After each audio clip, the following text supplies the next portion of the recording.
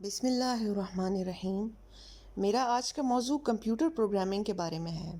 میں اپنے فہم کے مطابق اس سوال کا جواب دینے کی کوشش کروں گی کہ پروگرامنگ کیوں ایجاد کی گئی۔ میرے نزدیک انسان اس زمین پر وہ واحد جاندار ہے جو خوب سے خوب تر کی تلاش میں رہتا ہے اور لا حاصل کو حاصل بنانے کی کوشش میں لگا رہتا ہے۔ وہ اس بات پر اکتفا نہیں کرتا کہ زندگی گزارنے کے لیے صرف اپنی جبلی صلاحیتوں پر انحصار کرے، بلکہ وہ چاہتا ہے کہ اپنی عقل کی بنیاد پر نئی سے نئی ایجادات کرے تاکہ اس زمین پر اس کی زندگی آسان سے آسان تر ہوتی چلی جائے۔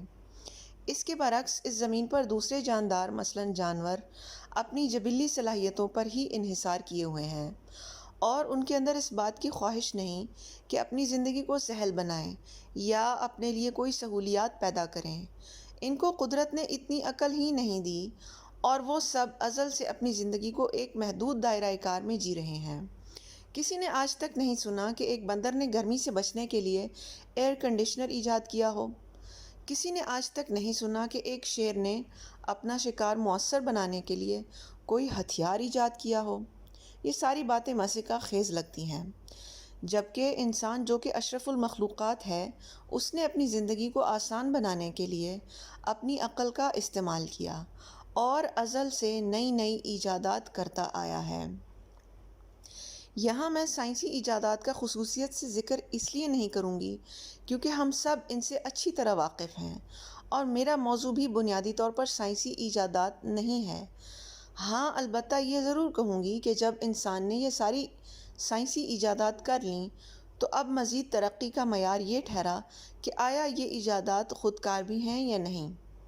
یعنی اب تک اگر انسان ان ساری ایجادات کے انتظام کو خود چلا رہا تھا اور مشینوں کے عمل کے دوران فیصلہ سازی اور کنٹرول اس کے اپنے ہاتھ میں تھا، تو اس نے سوچا کہ مشینوں کی بڑھتی ہوئی تعداد اور استعداد کے پیش نظر اب کوئی ایسا نظام ایجاد کیا جانا چاہیے جس میں یہ انتظام اور فیصلہ سازی انسان کے ہاتھوں سے نکل کر خود مشین کے ہاتھوں میں آ جائے۔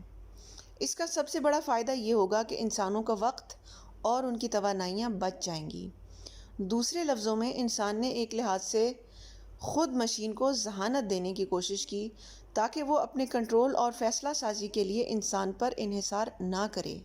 مشین خود اتنی ذہین ہو کہ اپنے فیصلے آپ کر سکے اور اپنا کام خود سنبھال سکے، اسے انسان کی طرف سے بار بار ہدایات نہ لینی پڑیں۔ اسی ذہانت کو آج کل مصنوعی ذہانت کہا جاتا ہے۔ مصنوعی ذہانت کو پروان چڑھانے کے لیے سب سے پہلے تو ایسی زبان کی ضرورت ہے جس کے ذریعے سے انسان اپنی ذہانت ایک مشین کے اندر منتقل کر سکے۔ اس زبان کو پروگرامنگ لینگویج یعنی پروگرامنگ کی زبان کہا جاتا ہے۔ ایک پروگرام دراصل وہ ہدایت نامہ ہوتا ہے جس کے اندر انسان مشین کے لیے وہ ساری ہدایات درج کرتا ہے جن کی مدد سے مشین نے ایک کام کو سر انجام دینا ہوتا ہے۔ انسان بڑی مہارت سے اس کو لکھتا ہے تاکہ مشین کو صاف طور پر ایک ایک کر کے ہدایات دی جا سکیں، یعنی پہلے نمبر پہ کیا کرنا ہے، پھر دوسرے نمبر پہ کیا کرنا ہے، پھر تیسرے نمبر پہ کیا کرنا ہے وغیرہ۔ جب یہ ہدایت نامہ مشین کی یادداشت میں محفوظ کر دیا جائے تو پھر چاہے مشین اس کو 1,00,000 مرتبہ بھی استعمال کرے، اسے بار بار انسان سے پوچھنے کی ضرورت نہیں پڑتی۔ یہ بالکل ایسے ہی ہے جیسے ایک چھوٹے بچے کو ایک کام سکھایا جائے۔ بچہ جب دنیا میں آتا ہے تو اس کا ذہن کورے کاغذ کی طرح ہوتا ہے۔ ماں باپ اس پر پروگرام کی طرح ہدایت نامے لکھ کر اس کو زندگی کے بنیادی کام سکھاتے ہیں۔ مثلاً اگر اسے کیلا کھانے کا طریقہ سکھانا ہو تو سب سے پہلے اس کو ہدایت دینی پڑے گی کہ کیلے کو دھو لے۔ اس کے بعد دوسری ہدایت دینی پڑے گی کہ کہیں بیٹھ جائے۔ اس کے بعد تیسری ہدایت دینی پڑے گی کہ کیلے کو چھیل لے۔ اس کے بعد چوتھی ہدایت دینی پڑے گی کہ اس کو کھا لے۔ بچہ ان ساری ہدایات کو ہمیشہ کے لیے اپنی یادداشت میں محفوظ کر لیتا ہے اور اسے بار بار اپنے والدین سے پوچھنے کی ضرورت نہیں پڑتی۔ ٹھیک اسی طرح ہم پروگرامنگ کی زبان میں ایک مشین کو ہدایات دیتے ہیں تاکہ وہ بھی کوئی کام سر انجام دے سکے۔ اس ہدایت نامے کو ہم پروگرام کا نام دیتے ہیں۔ ابتدائی زمانے میں یہ ہدایات بہت سادہ اور مختصر ہوا کرتی تھیں، مگر وقت کے ساتھ ساتھ جیسے جیسے پروگرامنگ کی زبانوں نے اور خود مشینوں نے ترقی کی تو یہ ہدایات بھی پیچیدہ سے پیچیدہ تر ہوتی چلی گئیں۔ مشین کے اندر اکثر اس کی یادداشت میں ان پروگراموں کو محفوظ کر دیا جاتا ہے۔ اس کی وجہ سے وہ مشین خودکار بن جاتی ہے، یعنی اپنا انتظام خود چلاتی ہے۔ اس کی ایک مثال مائکروویو اوون کی بھی ہے، جس کے اندر اتنی ذہانت ہوتی ہے کہ وہ انسان کی ضروریات کے مطابق چیزوں کو گرم کر سکے یا پکا سکے۔ اس کی دوسری مثال چوراہے پہ ایک ٹریفک سگنل کی بھی ہے، جو مقررہ وقت گزرنے کے بعد بتی کا رنگ از خود بدلتی رہتی ہے۔ اس کی تیسری مثال اونچی عمارتوں میں لگے لفٹ کی بھی ہے، جس میں اتنی ذہانت ہوتی ہے کہ آپ کی ضرورت کے مطابق آپ کو مقررہ منزل پر پہنچا سکے۔ اس کی چوتھی مثال ایک بجلی سے چلنے والی خودکار سلائی مشین کی بھی ہو سکتی ہے، جس کے اندر کڑھائی کے بہت سارے پیچیدہ ڈیزائن ہوں اور وہ آپ کی خواہش کے مطابق کسی بھی ڈیزائن کے مطابق آپ کے کپڑے پہ کڑھائی کر دیں وغیرہ۔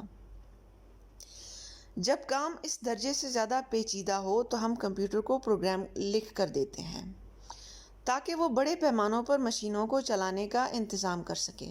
مثلاً ایک فیکٹری کے اندر بہت ساری مشینیں بیک وقت کام کر سکتی ہیں۔ ان سب کو کنٹرول کرنے کے لیے ہم ایک کمپیوٹر پروگرام کی مدد لے سکتے ہیں۔ اس کی دوسری مثال ایک بینک کی ہے، جہاں ہزاروں کی تعداد میں لوگ اپنے اکاؤنٹ کھلواتے ہیں۔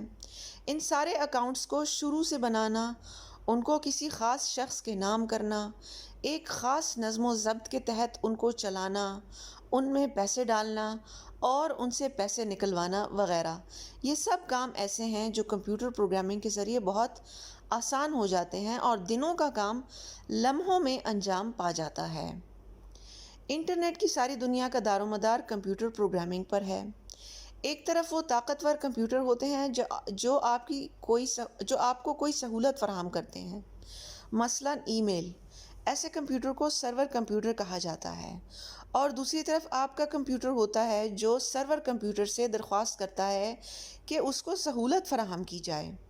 آپ کے کمپیوٹر کو کلائنٹ کمپیوٹر کہا جاتا ہے۔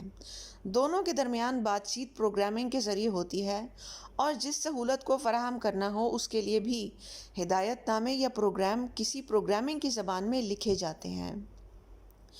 پروگرامنگ کی سب سے پیچیدہ شکل روبوٹ کی ہے، جو تقریباً ایک انسان ہی کی طرح کام کرتا ہے۔